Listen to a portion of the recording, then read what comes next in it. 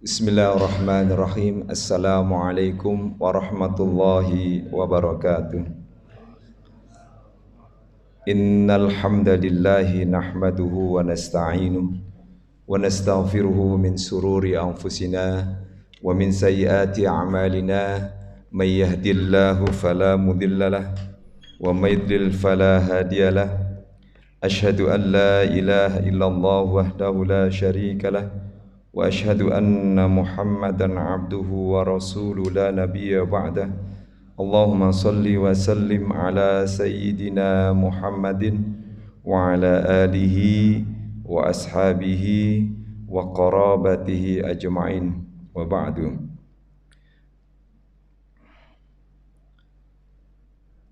Qala Allah Ta'ala fil Qur'anil Karim wa huwa astaqul qailin. A'udzu billahi minasy syaithanir rajim.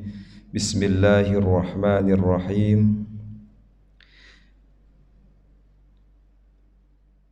Ya ayyuhalladzina amanu taqullaha haqqa tuqatih wa la tamutunna illa wa antum muslimun. Sadaqallahul azim wa sadaqa rasuluhun nabiyul habibul karim wa nahnu ala dzalika minasy syahidin wasyakirin walhamdulillahi rabbil alamin. Bapak-bapak, ibu-ibu, saudara-saudara sekalian yang dirahmati Allah Subhanahu wa taala. Lagi-lagi URC, aduh. Saya tadi deg-degan juga nih, jangan-jangan enggak ada, jangan enggak ada, benar-benar juga enggak ada. Insyaallah. Bingung juga nih mau ngisi apa nih. Baik. Perasaan kok kayaknya blank gitu di otak, nggak ada apa-apanya gitu.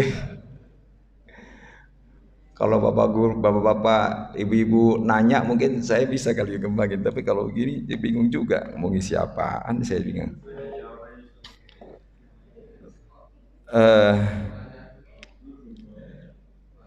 Baik,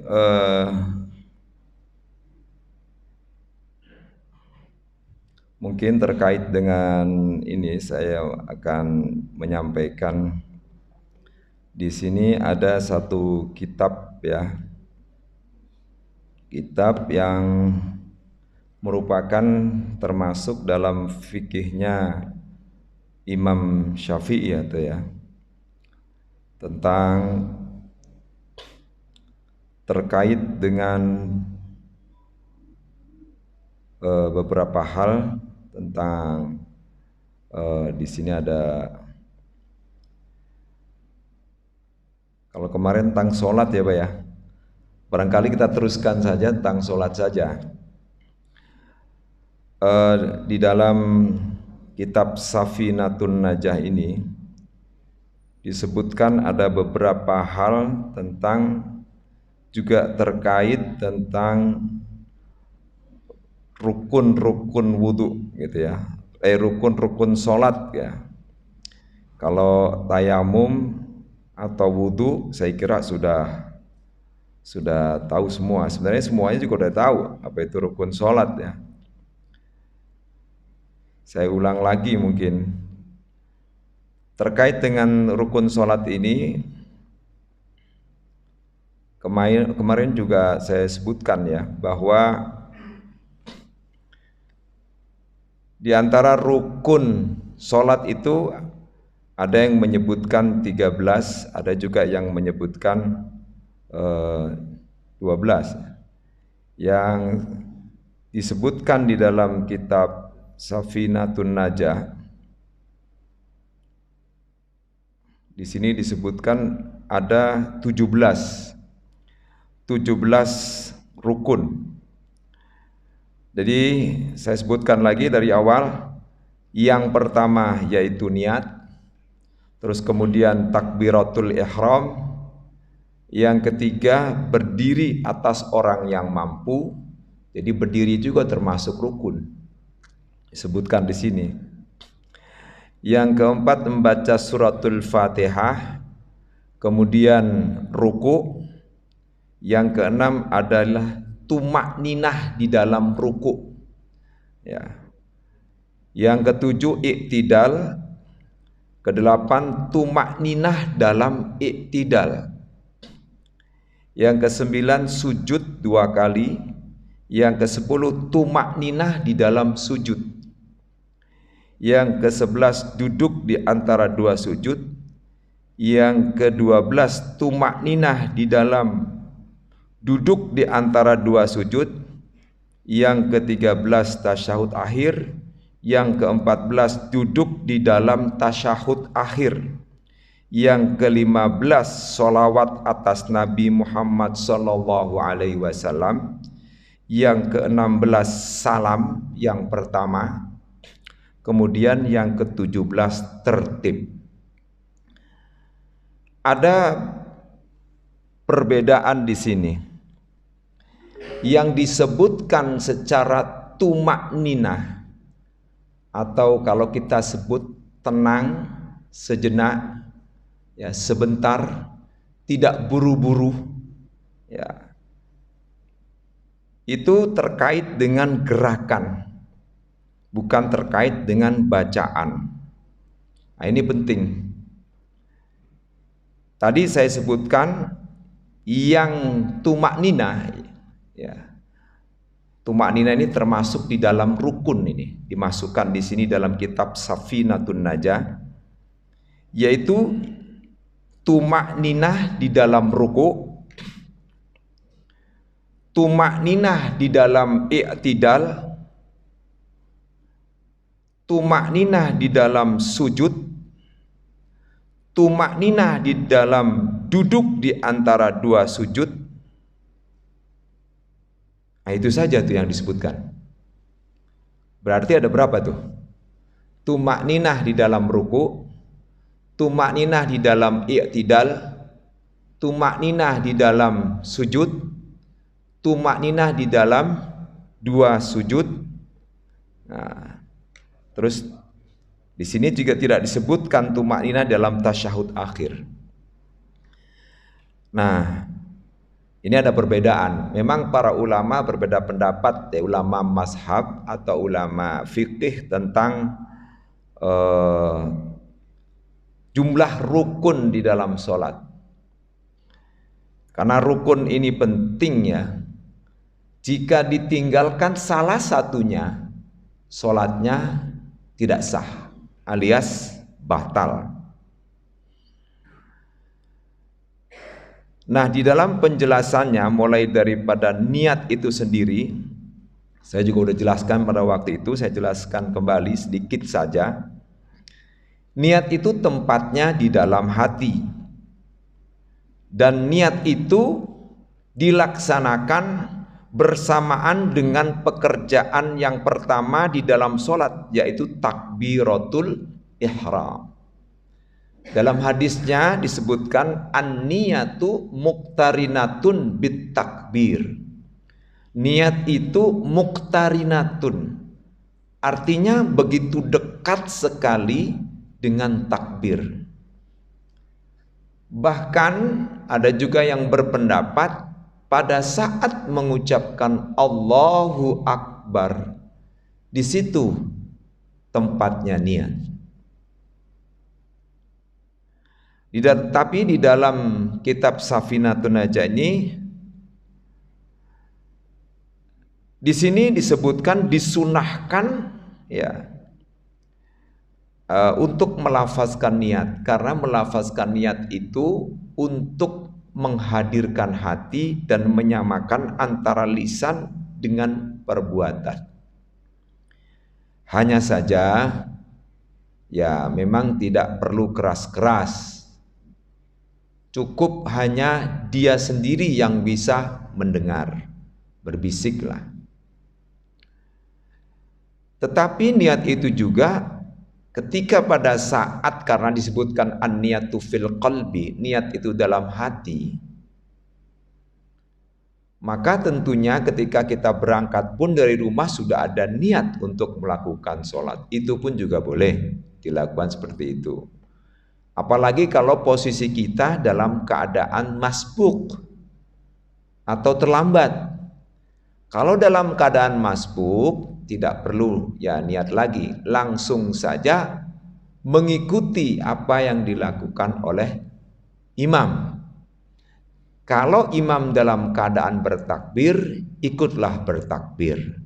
Kalau imam dalam keadaan ruku, langsung ikutlah dalam keadaan ruku. Kalau imam dalam keadaan sujud, langsung saja ikut dalam keadaan sujud. Ya, itu langsung ikut saja. Hanya saja kekurangannya nanti ditambah lagi. Ya, begitu. Ada juga yang dia membaca takbiratul ihram terlebih dahulu langsung kemudian mengikuti imam. Tapi sebaiknya sih kalau melihat hadisnya itu langsung melihat posisi imamnya. Melihat imamnya sedang sujud, ikut aja sujud. Ini kadang-kadang saya pernah lihat juga ada beberapa makmum nunggu.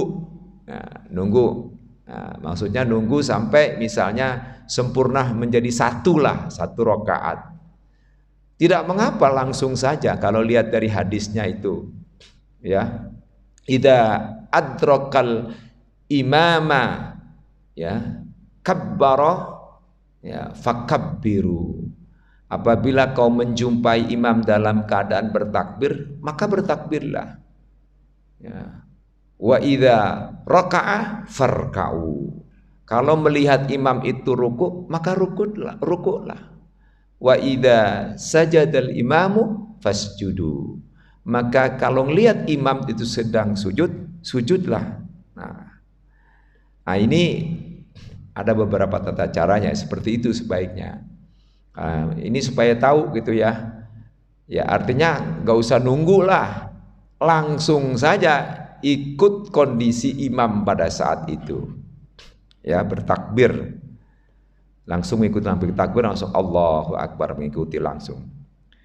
Kemudian yang kedua adalah takbiratul ihram. Nah, takbiratul ihram atau mengucapkan kalimat takbir, namanya juga takbiratul ihram. Takbiratul ihram artinya mengucapkan takbir. Ihram itu artinya mengharamkan. Artinya apa? Takbir itulah batas diharamkannya kita melakukan kegiatan-kegiatan di luar daripada sholat. Ya, misalnya makan, minum, berbicara. Ya, kalau Imam Syafi'i, mazhab Syafi'i bergerak lebih dari 3 kali. Nah, itu. Nah, ketika takbir itulah, nah di sini cara takbir di sini juga ada disebutkan, dijelaskan bahwa kalimat takbir itu harus tepat bacaannya. Ada para ulama mengatakan sebaiknya tidak panjang. Ya, Allahu Akbar, begitu cukup. Nah, tidak boleh A-nya panjang, Allahu Akbar. Salah itu. Karena nanti artinya sebuah pertanyaan. Apakah Allah itu maha besar? Kayak bertanya lagi, bener nih. Kayak nggak yakin. Padahal sholat itu kan harus yakin. Nah, dan juga tidak boleh ya misalnya akbarnya besar juga. Akbar. Ya itu kurang pas. Ya, kurang pas. Nanti maknanya juga jadi pertanyaan. Jadi yang pas Allahu Akbar. Kalau Allahnya ya tanda Allah di atas ada tasdid, ada fathahnya itu berdiri tegak. Itu tidak mengapa kalau itu panjang karena tidak merubah arti. Makanya kalau azan kan kita dengar panjang itu. Allahu Akbar, Allahu Akbar. Nah, Allahnya yang panjang. Ya. Jangan barnya juga yang banyak, akbar. Ya, itu kurang tepat juga. Karena situ tidak ada panjang. Ya. Nanti maknanya jadi berbeda. Nah, itu ketika membaca takbiratul ihram. Nah, takbir ini memang membatasi ya. Di dalam hadis itu disebutkan at-taharatu miftahus sholati wa tahrimuha at-takbir wa tahtimuha at-taslim.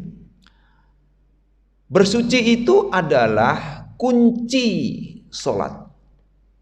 Orang kalau tidak bersuci, baik bersuci dari najis maupun bersuci dari hadas, itu kunci.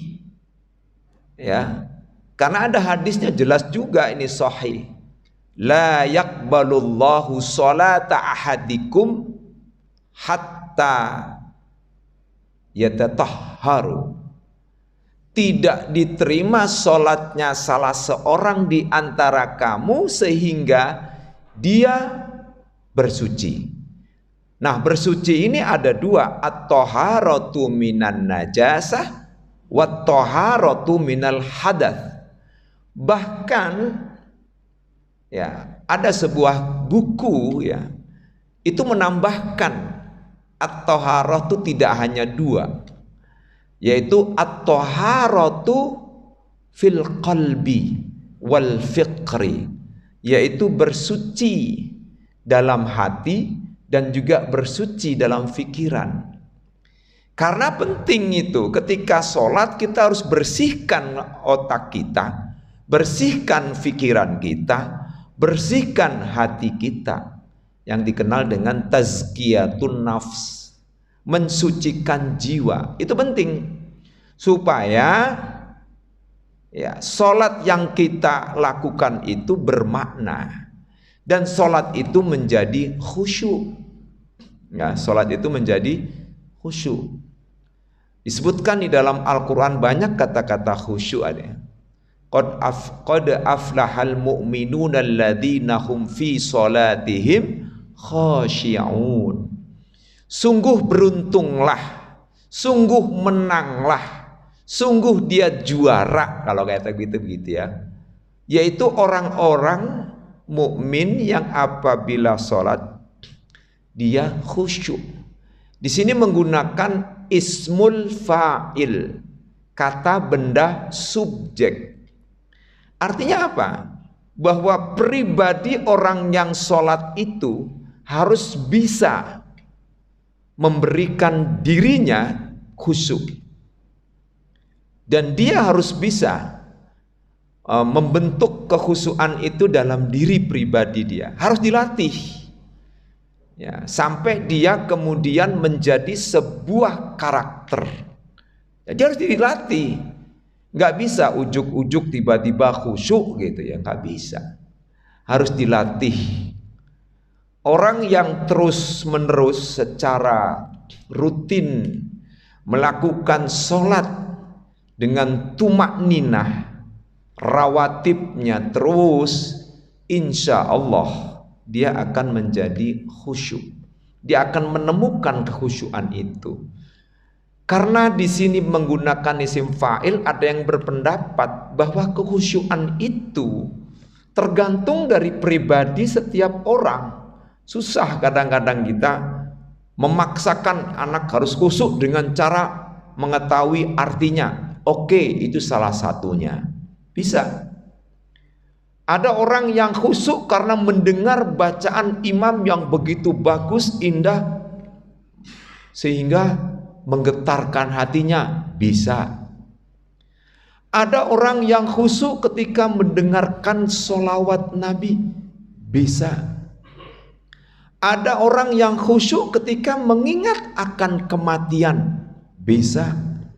Nah, itu semua harus dihadirkan pada saat kita akan melakukan sholat, supaya ya itu tadi disebutkan kita bersih atau toharoh pikiran kita dari pikiran-pikiran yang negatif, dari pikiran-pikiran, kalau lebih jauh lagi, pikiran-pikiran yang bersifat duniawiyah.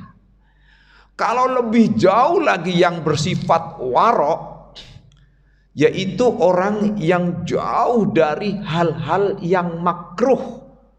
Dia bukan makruh lagi, hal-hal yang syubhat. Syubhat itu artinya di antara halal dan haram. Ma bainal halali wal harami syubhatun. Itu sudah dia tinggalkan. Nah, itu sungguh luar biasa itu. Dulu saya ingat itu dari cerita nih. Ada satu ulama ya terkenal di Banten, terkenal dengan Buya Dimyati. Waktu itu saya menghadiri adik saya nikah dengan ya masih muridnya Buya Dimyati, bapaknya muridnya, anaknya sih tidak. Nah pada saat saya datang ke sana, nah itu ada mengadakan keramaian untuk resepsi pernikahan, beliau tidak mau hadir. Mungkin karena sudah usia kali ya. Dia tidak mau hadir, ya dia maunya di pesantren saja. Pesantrennya di atas gunung gitu, Buya Dimyati di Cadasari itu Banten. Adiknya, adik iparnya namanya Kiai Damanhuri. Kiai Damanhuri itu juga orang lama di sana ya. Pakaiannya aja udah kayak orang Arab gitu ya. Ya pakai jubah gitu sama. Nah itu walaupun Buya Dimyati itu tidak hadir, tapi bawaannya, undangannya datang. Nah, dia bawa mie telur nih dari Buya Dimyati, ada mie telur, ada mie apa saja tuh, pokoknya yang bersifat makanan-makanan yang disiapkan untuk resepsi pernikahan. Sungguh luar biasa Buya Dimyati itu ya. Orangnya sangat warok dia. Dia bilang dia juga khawatir, takut namanya makanan di resepsi pernikahan itu dianggap syubhat kata beliau. Ya itu kan sudah mungkin beliau itu sudah tidak, memang karena usianya sudah mulai menginjak mendekat ya, usia sangat dewasa sekali lah, bukan tua banget, bukan, kita nyebutnya dewasa lah gitu ya, dewasa sekali, sekitar hampir mungkin 80-an lebih gitu ya. Nah setelah itu kalau nggak salah beliau terus kemudian wafat. Jadi beliau ingin ya wafat di pesantrennya. Nah itu orang yang sangat luar biasa dalam arti warak ya. Nah itu menjaga sampai hal-hal yang syubhat. Nah yang syubhat memang agak susah seperti itu. Nah itu kembali kepada rukun sholat itu. Itulah takbiratul ihram. Kemudian yang ketiga, berdiri bagi orang yang mampu mengerjakan sholat fardu dengan berdiri. Itu hukumnya wajib fardu. Ini menurut dalam kitab Safinatun Najah. Kalau tidak mampu berbeda lagi. Maka akan berlaku itu dalam hadis kan Rasulullah disebutkan.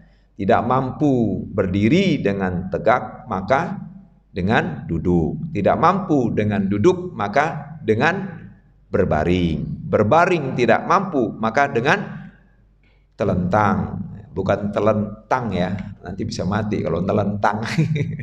Ini maksudnya bertelentang, maksudnya meletakkan punggungnya di atas pembaringan ya, menghadap ke atas boleh. Hendaknya sih kalau berbaring hendaknya dihadapkan ke kiblat. Nah, caranya menghadap kiblatnya ya berarti sebelah kanan ya. Biasanya kalau seperti kayak jenazah itu kan, kalau diletakkan di sini kan kepalanya di sebelah timur. Timur ya betul ya. Bukan timur, maaf, utara. Nah, terus kakinya di sebelah selatan. Iya, mohon maaf. Nah, itu seperti itu. Tapi kalau untuk dalam posisi telentang juga ya paling posisinya begini, lurus ya. Nah, dalam posisi apapun juga bisa, karena kan melihat kondisi ya di rumah sakit kayak apa kan. Nah, ketika tidak berdiri pun tidak bisa, apalagi kemudian bergerak pun semua tidak bisa, maka boleh pakai isyarat. Bahkan boleh sholat itu pakai jemari begini. Untuk ini isyarat. Kalau takbir ini berdiri nih, ya. Kalau ruku Allahu Akbar. Sami Allahu liman hamidah. Allahu Akbar. Kalau benar-benar dia tidak bisa ngapa-ngapain kecuali gerakan jarinya saja. Nah itu. Nah, tapi kalau dia sampai benar-benar nggak bisa ngapa-ngapain ya sudah. Berarti Belum sih, belum disolatin. Bimbingin dulu, orang belum meninggal. Ya, kalau udah meninggal baru solatin. Ini bimbing, ya, tetap harus dibimbing. Ini bagi yang menjaga itu harus tahu, ya. Minimal pada saat-saat sholat sudah waktunya masuk, dibisikkan ke telinga. Nah, ini betul, dibisikkan ke telinga. Ayah, ibu, adik, kakak, ini sudah waktunya sholat. Yuk kita sholat. Bimbing. Karena bagaimanapun juga, ya supaya untuk bimbingan dia aja. Tapi dalam kondisi yang sangat begitu parah lah begitu ya. Telinga itu masih ingat loh Pak. Telinga itu masih berfungsi orang dalam posisi seperti itu. Saya ada saudara tapi akhirnya meninggal juga. Itu posisinya ya stroke lama sekali. Tidak bisa ngapa-ngapain, tidak bisa bergerak apapun nggak bisa. Ya mulut pun ngomong juga bisa. Paling ngomongnya kayak gitu. Tapi dia tahu, anaknya pun ngasih tahu. Nih Dung, saya dipanggilnya Dung ya, sepupu. Dung, ini ibu ngomong nih Dung, kamu datang Dung. Oh ya, langsung saya, Assalamualaikum Mbak, gimana kabarnya Mbak? Gitu. Langsung saya doain Mbak ya, mudah-mudahan ini yang terbaik dari Allah. Gitu. Itu menangis, meneteskan air mata di sisi. Anaknya ngasih tahu, itu berarti dengar tuh. Dia bilang katanya dia dengar ini ya. Ya. Jadi anaknya yang bisa mengasih informasi ke saya gitu. Jadi memang posisi telinga itu masih berfungsi. Artinya tetap saja bagi orang yang nunggu jangan sampai dilupakan ya untuk mentalkinkan atau membisikkan. Kalau mentalkinkan ya. Karena di dalam hadisnya itu kan jelas ya, lakinu mautakum, ya ada yang dengan bisu ikra'u surat Yasin, ada juga yang dengan lakinu mautakum bi kalimati la ilaha illallah. Ya. Ada juga ikra'u surat Yasin ala mautakum. Ada itu. Hadisnya sahih. Dalam kitab At-Taj Al-Jami'ul Usul fi Hadis Rasul itu disebutkan di situ. Bacakanlah surat Yasin atas kematianmu. Nah, di sini ulama berbeda pendapat. Apakah itu pada saat hadratul maut, ketika mati sedang datang, kematian sedang datang, ataukah sudah mati? Nah, makna mautakum ini maknanya umum. Bisa juga li hadratil maut, pada saat sakaratul maut, bisa juga sesudah kematiannya. Nah, oleh karena itu ada yang membolehkan kemudian membacakan surat Yasin kepada almarhum. Nah, itu disebutkan adab. Ya. Kemudian ini yang ya berdiri jika mampu. Ya. Ini wajib. Ya, posisi berdiri. Kemudian selanjutnya yang keempat adalah membaca suratul Fatihah. Nah, ini Fatihah ini memang harus ya. Nah, ini harus dihafal sebaiknya. Nah, bagaimana dengan mu'alaf misalnya, orang yang baru masuk Islam? Nah, ini boleh dengan menggunakan mushaf langsung kalau bagi mu'alaf, atau mungkin bisa juga dengan tulisan-tulisan yang pakai Latin yang belum bisa membacanya, atau juga boleh juga dengan cara mengikuti bacaan guru ya, melatihnya dan mengajarinya. Nah, karena membaca Fatihah ini diwajibkan bagi setiap orang yang melaksanakan sholat. Ini bagi yang madhabnya Syafi'iyah ya. Ini kan kitab Safinatun Najatnya ke Syafi'iyah. Baik sholatnya berjamaah ataupun sendirian munfarid, baik sebagai makmum ataupun sebagai imam. Nah, di dalam ini disebutkan ada firman Allah Subhanahu wa taala tentang surat Al-Fatihah. Walaqad atainaka sab'am minal mathani wal Qur'anil azim. Al-Hujurat ayat 87.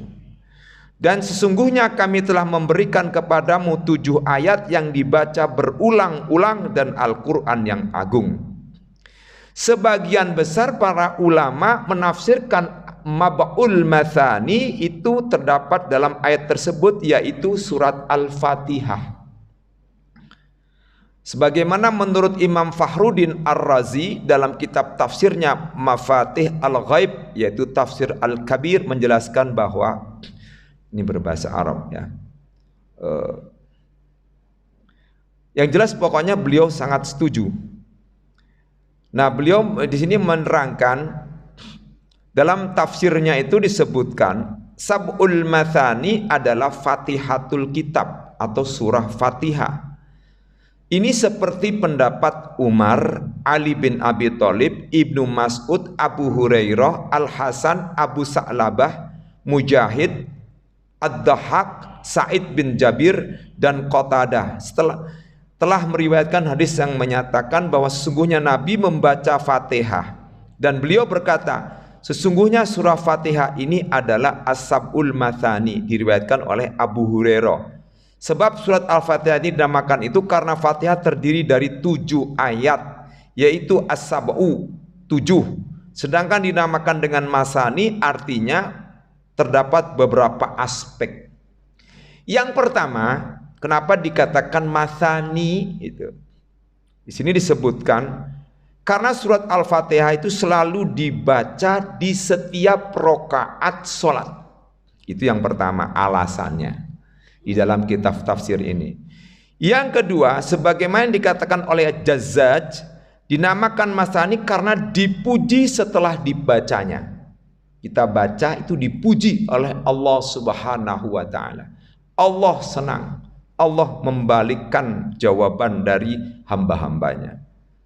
Yang ketiga, sebab Al-Fatihah di dalamnya itu terbagi menjadi 2 bagian.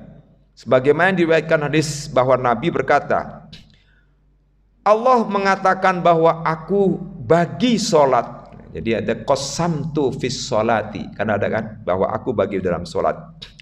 Sebagian adalah bagianku, sebagian adalah yang lain untuk hambaku. Tuh, karena dimaknai masani. Tadi saya sudah sebutkan, tapi ini dijelaskan lagi. Yang keempat, dinamakan dengan al-mathani sebab di dalamnya terdapat 2 bagian. Sana pujian dan sanjungan dan doa, sebagian hak untuk Tuhan rububiyah, yaitu sana pujian, dan sebagian lagi hak hamba ubudiyah, yaitu doa. Yang kelima, Al-Fatihah dinamakan dengan Masani sebab sebagian ayatnya diturunkan di Makkah dan sebagian lagi di Madinah. Nah, ini kita baru tahu Masani. Ya, maknanya seperti itu. Yang keenam, dinamakan dengan Al-Mathani sebab di dalam ayat-ayatnya terdapat 2 kalimat yang double. Seperti Ar-Rahman, Ar-Rahim, Iyyaka na'budu wa iyyaka nasta'in. Double. Double itu kan 2.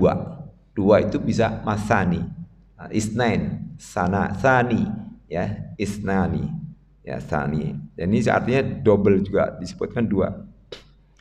Yang ketujuh, Al-Fatihah dinamakan dengan Al-Masani sebagaimana dikatakan oleh Al-Jazzaj karena di dalamnya terdapat pujian, sanjungan, dan mengesahkan Allah Subhanahu wa Ta'ala.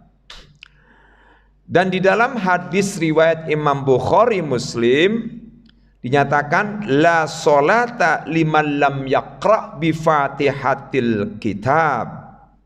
Tidak ada salat atau tidak sah salat seseorang yang tidak membaca surah Al-Fatihah.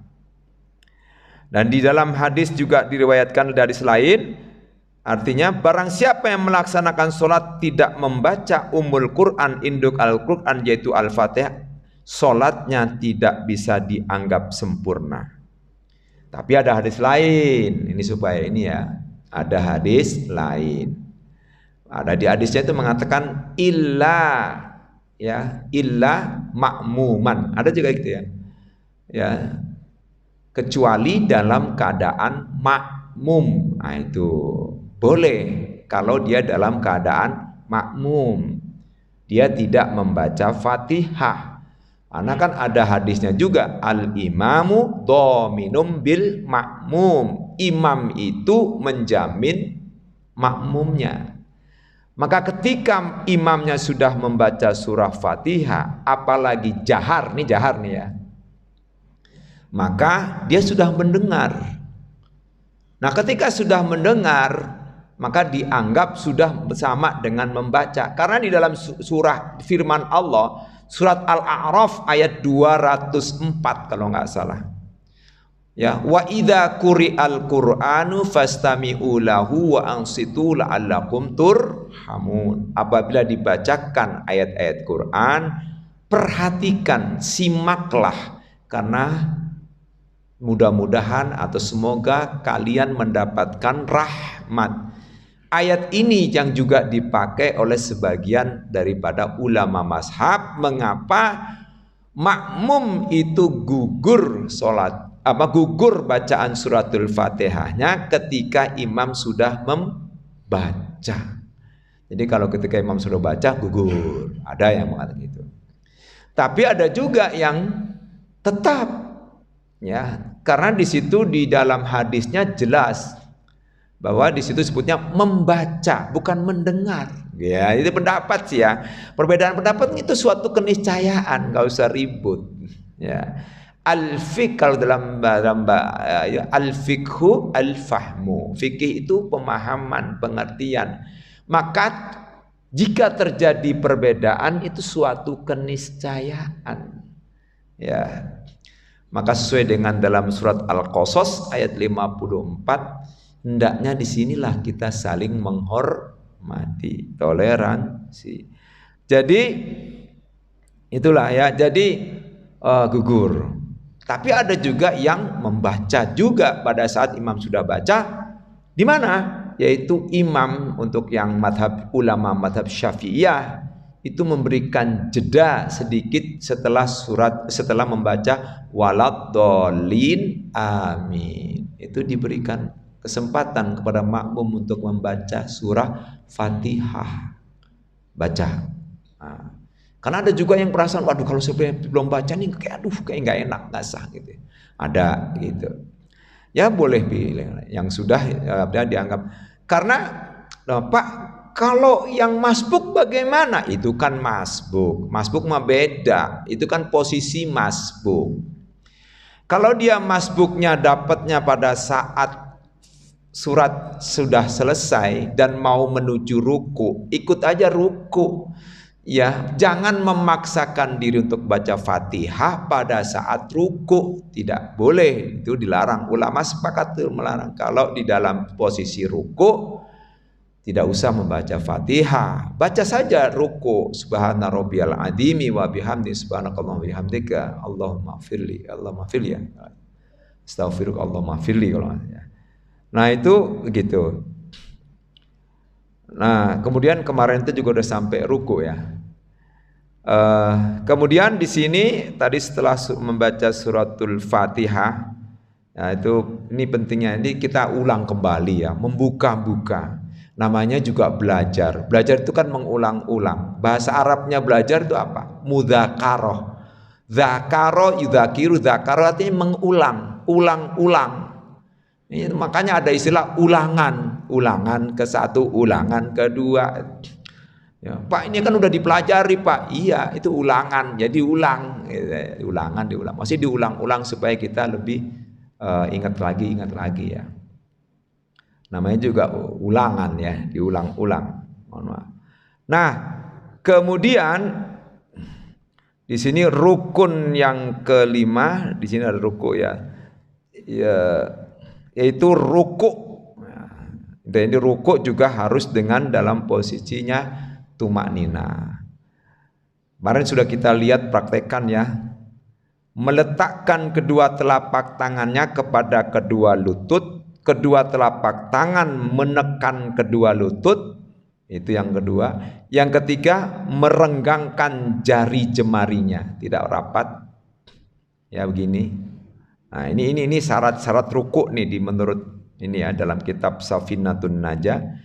Yang keempat, kemudian merenggangkan kedua sikunya dari lambung. Kelima, membentangkan dan meluruskan punggung sampai selurus papan tulis, atau dapat diibaratkan jika punggung itu dituangkan air di atasnya maka tidak akan tumpah. Ini bisa juga begini, supaya ini ya, kita kan nggak bisa lurus begini banget, nggak bisa. Posisi punggung kita kan nggak lurus banget ya, tulang itu posisinya kan agak begini dikit, agak ya begini paling ya. Ini ya pas lah. Di sini kalau ada air, dikasih air itu tidak akan tumpah. Nah, kemudian yang keenam, ini syarat ruku, membungkukkan punggung tidak terlalu ke bawah dan tidak pula mendongkak terlalu ke atas, tapi di tengah-tengah di antara keduanya. Itu. Kemudian syarat sholat, atau ini rukun ya, rukun sholat yang keenam, tumakninah, diam dan bersahaja. Maksudnya diam dan tenang sejenak dalam ruku. Pada saat tumakninah, seseorang disunahkan membaca subhana rabbiyal adzimi wa bihamdihi pada saat itu. Setelah tumakninah, jangan langsung baca subhana rabbiyal adzimi wa bihamdihi, minimal 1 kali bacaan, dan lebih baiknya dibaca sebanyak 3 kali bacaan. Subhana rabbiyal adzimi wa bihamdi, subhana rabbiyal adzimi wa bihamdi, subhana rabbiyal adzimi wa bihamdi. Bacanya nggak usah cepat, sederhana saja. Ya, kadang-kadang saya lihat tuh kok kayak cepet banget gitu ya. Harusnya melihat makmumnya. Ya. Selanjutnya di sini disebutkan yang ketujuh, iktidal. Yang dimaksud iktidal adalah kembali dari ruku. Nah, ini udah tahu lah ya. Disunahkan pada waktu iktidal tepat pada saat mengangkat pundak untuk berdiri dari ruku, membaca sami Allahu liman hamidah. Kalau ngelihat hadisnya ya Pak ya, sami Allahu liman hamidah, makmum nggak usah baca sami Allahu liman hamidah lagi. Kalau ngelihat hadisnya nggak usah. Ya, sami Allahu liman hamidah, imamnya ngomong gitu kan. Nah, makmumnya nggak sami Allahu liman hamidah lagi, nggak ngikutin Allahu akbar kayak takbir, langsung aja jawab Rabbana walakal hamdu. Itu yang singkat ya. Kalau yang panjang boleh Rabbana lakal hamdu mil'us samawati, sampai boleh, atau Rabbana lakal hamdu hamdan katsiran thayyiban mubarakan fih, boleh. Banyak bacaannya, tapi paling singkat Rabbana walakal hamdu. Sami Allahu liman hamidah, Allah mendengar bagi yang memujinya. Rabbana walakal hamdu, maka jawaban kita sebagai hamba Allah ya, Rabbana, ya Tuhan kami, bagimulah segala puji. Ya, karena nggak ada pujian selain pujian kepada Allah Subhanahu wa ta'ala. Nah, di saat seperti itulah kita juga harus tumakninah. Jangan kemudian langsung menuju kepada sujud. Nah, di sini tumakninah sambil membaca Rabbana lakal hamdu. Di sini disebutkan mil'us samawati wal ardi ya. Wa mil'us samawati wa mil'ul ardi wa mil'u ma syi'ta min syai'im ba'du. Tuhan kami, hanya bagimu segala puji yang memenuhi langit dan bumi dan segala sesuatu yang engkau inginkan. Syi'ta itu kan engkau inginkan, engkau kehendaki. Kemudian dilanjutkan yang ke-9, yaitu sujud sebanyak 2 kali. Disunahkan pada waktu sujud, yaitu dengan membaca doa Subhana rabbiyal a'la wa bihamdi, maha suci Tuhanku yang maha tinggi dan dengan memujimu. Nah, saya yakin bapak-bapak udah tahu artinya, ibu-ibu juga udah tahu artinya kan ya. Nah, saat seperti itulah kita harus meresapi artinya, jangan hanya bacaannya ya. Bahwa posisi kita pada saat sujud itu kita sedang merendahkan diri kita di hadapan Allah serendah-rendahnya di atas bumi ini. tidak ada kemegahan, tidak ada kesombongan, tidak ada kebesaran kecuali Allah Subhanahu wa taala yang maha terpuji. Tidak ada pujian. Ya, hati-hati dengan pujian orang. Hati-hati ya. Orang memuji itu kan macam-macam. Ada orang memuji yang tujuannya untuk menjatuhkan. Ada orang yang memuji tujuannya untuk apa? Mengangkat dia. Tapi hati-hati ketika dipuji, muncul kesombongan. Ya hati-hati. Maka ada satu pepatah Arab itu ya. Siramlah dengan pasir mulut orang yang suka memuji. Waduh. itu apa itu maknanya itu? Artinya apa? Hati-hati dengan pujian-pujian orang, hati-hati. Apalagi kalau bapak-bapak, ibu ya, misalnya di kantornya gitu ya, wah, itu misalnya atau dimanapun gitu dipuji. Istighfar langsung, astagfirullahaladzim, astagfirullahaladzim.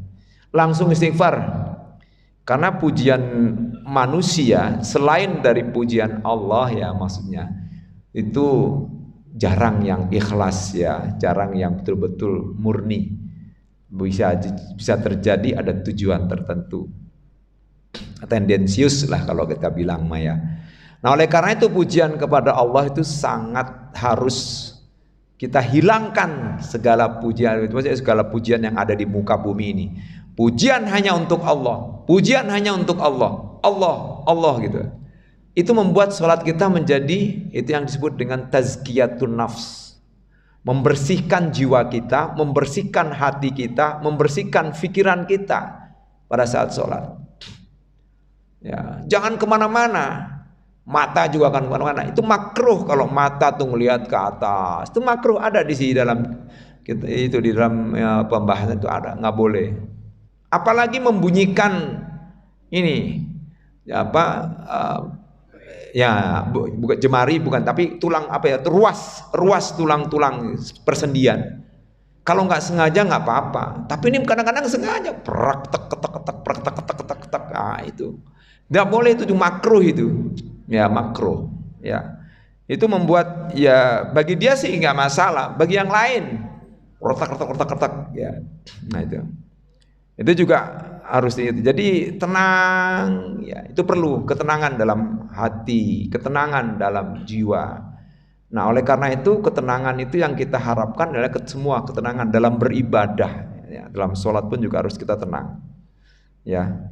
Ya biasanya kalau yang kayak gitu itu biasanya mungkin ya buru-buru dari rumahnya atau dalam posisi habis melakukan apa pekerjaan yang sangat besar atau pekerjaan apa, jadi saya teringat ke bawah sampai sholat.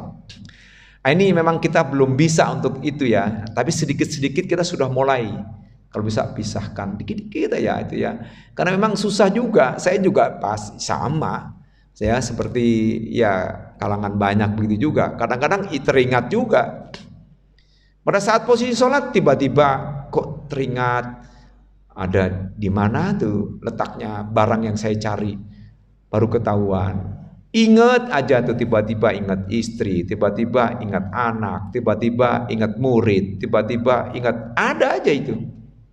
Nah kalau dulu Pak Profesor Yusri Abadi ya itu mengatakan segera mungkin ya profesor itu untuk mengarahkan ingatan kita dengan yang lainnya itu untuk diarahkan ke tempat sholat kita. Kita ingatkan bahwa diri kita ini sedang sholat dan di belakang ada anak apa saudara-saudara kita atau ada keluarga kita. Saya kira itu aja Pak ya.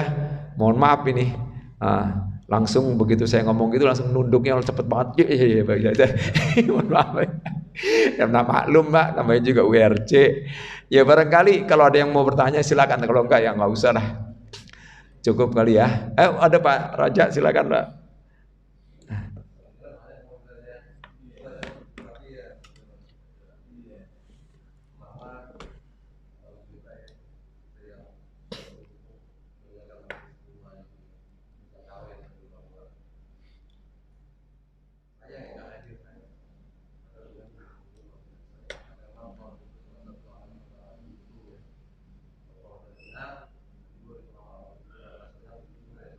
Iya.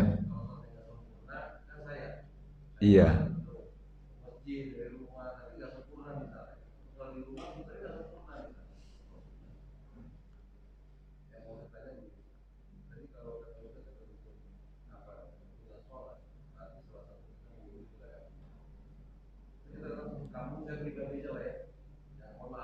Iya, iya, iya.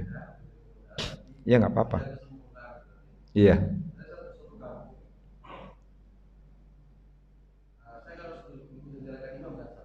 Iya. Iya.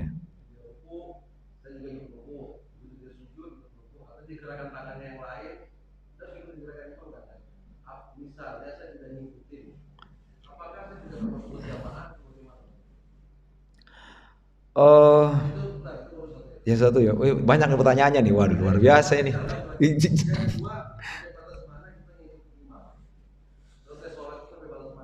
Oh iya iya. Ya, yang pertama ada hadisnya tuh sahih banget ya. Ya disebutkan ya itu dia ada di dalam kitab tuh halaman tentang sholat itu halaman kayak kita 40-an ya. Innama ju'ilal imamu liyutamma bihi. Sesungguhnya imam itu dijadikan untuk diikuti. Nah, itu hadisnya itu kalau kita membaca secara letterlex atau tekstual hadis itu wajib mengikuti. Bagi para saudara kita yang berpahaman tekstual, ya wajib mengikuti imam bagaimanapun juga posisinya. Ini kan pernah juga dilakukan oleh Imam Syafi'i dengan Imam Hanafi kalau nggak salah dengannya, ya kan? Dalam posisi beliau berada di Irak bersama Imam Hanafi, beliau mengikuti daerahnya di kalangan Imam Hanafi yang tidak melakukan misalnya adalah satu gerakan besar kunut gitu. Beliau malah melakukan itu, tidak mengikuti. Tapi pada saat posisi sama juga itu dicontohkan oleh imam juga ya, Imam Hanafi juga mengikuti melihat apa di kelompoknya mazhab Syafi'iyah misalnya. Ya dia kunut ya ikut kunut gitu misalnya. Ya itu harus jadi seperti itu sebaiknya ya. Tapi memang ada juga yang berbeda. Misalnya mazhab Hambali kan memang tidak ada kunut di dalam kunut subuh, ya kan? Mereka mengakui adanya kunut, cuma kunutnya di sholat witir, ya. Hambali itu kan di sholat witir, bahkan kunutnya lebih panjang itu, apalagi di Masjidil Haram, di Masjid Nabawi, panjang itu doanya sampai kemana-mana itu. Semua umat Islam disebutkan semua itu luar biasa. Nah, memang yang ya kita juga ngikut ketika kita di sana ya kita ngikutin dia ke sana gitu ya. Nah, dalam posisi seperti ini memang harus mengikuti apa yang dilakukan oleh imam. Cuma ya ketika berbeda pendapat misalnya di dalam misalnya dia mengatakan misalnya kunut subuh itu tidak ada karena dalilnya juga nggak ada menurut sebagian saudara kita, yaitu pendapat sih Pak ya, sehingga dianggap ya bid'ah lah begitu ya. Nah padahal ini Imam Syafi'i sendiri yang meriwayatkan hadisnya sahih, disebutkan kana yaknutu ya, kana Rasulullah sallallahu alaihi wasallam yaknutu fis subhi hatta faraqad dunya. Kalau ada kana kemudian ada fi'il mudhari itu menunjukkan sering. Rasulullah sering melakukan kunut subuh sampai beliau wafat, faraqad dunya. Nah itu hadisnya. Ya, tapi hadis ini kemudian ditentang oleh kelompok yang lain. Ya nggak apa-apa. Ini kan berbeda pendapat. Mereka nggak pendapat. Nah, sebelum dia mengatakan farokoh, ini ada juga yang berpendapat mufarokoh, atau mengatakan dengan iktikad di dalam hatinya bahwa saya berpisah dengan imam, belum dikatakan berpisah dari imam sebelum dia mengatakan mufarokoh ya. Tapi kalau dia sudah ngomong saya memisahkan diri dalam hati dengan imam, itu sudah putus. Sudah putus. Karena yang dilihat itu qaulnya, Pak. Perkataannya baik itu lisan maupun hati. Qaulu fil lisan ay qaulu fil qalbi. Sekalipun dia berjamaah makmum, kemudian dia mengatakan saya mufarroqoh, mohon maaf ini, itu dia tidak akan menjadi imam, dia sendirian sholatnya. Ini ada kelompok tertentu ya yang seperti itu. Ya, kalau kita sebut dulu di sini tetangga kita, tapi sudah nggak sini lagi. Itu dia selalu mufarroqoh. Dia selalu mufarroqoh. Kelihatannya berjamaah dengan kita, padahal dia sudah mufarroqoh dalam hatinya. Dia cuma membuat enak dan tidak enak gitu loh sama teman gitu aja. Saya punya kawan kayak begitu, ya. Kalau sholat Jumat dia tidak pernah sholat Jumat di sekolah kami. Sholat Jumatnya di situ, dekat dari sini. Ya, ya artinya memang dia punya pendapat seperti itu. Susah juga ya. Ada juga yang berpendapat seperti itu. Jadi dia sebenarnya ikut makmum dengan kita, tapi dalam hatinya itu sih dia sudah memisahkan dirinya. Itu dia berarti sholat sendiri, sekalipun dia ngikut cuman ngikut bareng aja. Nah, makanya kita bukan itu ya, makanya sholat jamaah itu penting diniat itu dengan menggunakan kata-kata itu tadi, qasdu tadi, ada kesengajaan untuk mengatakan. Bagus itu mazhab Syafi'iyah, ada usolli, saya niat sholat. Sholat apa? Sunnah, wajib, ya kan gitu kan, usolli sunnah. Sholat apa? Sholat fardu, duhur gitu. Nah, ini penting, itu yang disebut dengan ta'yin. Jadi menentukan kejelasan apa yang kita akan lakukan. Sehingga ta'yin itu penting juga. Ini menurut mazhab Syafi'iyah ya, yang lain enggak masalah. Ini kan perbedaan pendapat Pak ya. Jangan sampai kemudian ini menjadikan satu perpecahan gitu. Ya ta'yin, usolli fardhu dhuhri. Terus duhur, habis itu usolli fardhu dhuhri berapa rakaat? Itu juga harus jelas.